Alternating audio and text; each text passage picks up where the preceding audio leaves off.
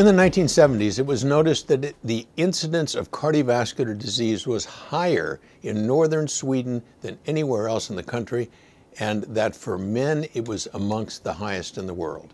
A program called VIP was set up in 1985 to address this and was later extended to include the entire country of Sweden. The VIP included better food labeling, healthy information, cooking demonstrations, and health examinations, as well as counseling, and included diet advice.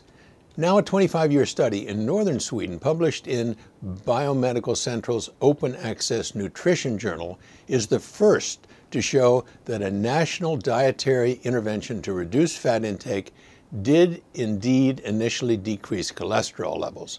But here's the surprise. A switch to a low-carbohydrate diet was paralleled by a later increase in cholesterol levels.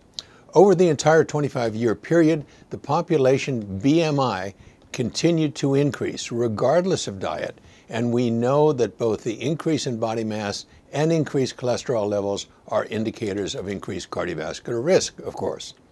The impact of the VIP was clearly seen in the changing intake of fat and carbohydrates. By 1992, the fat intake for men had reduced by 3%, and for women 4%, and remained stable until 2005.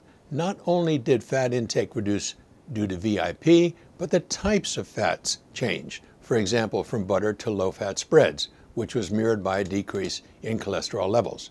But after 20 years, people's choices changed.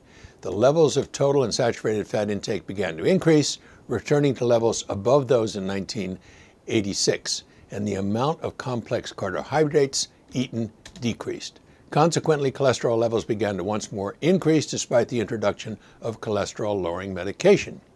While low-carbohydrate, high-fat diets may help short-term weight loss, these results of the Swedish study demonstrate that long-term weight loss is not maintained, and that this diet increases blood cholesterol, which may have a major impact on cardiovascular disease risk. I'm Peter Block, and this is a CardioSource Heart Minute.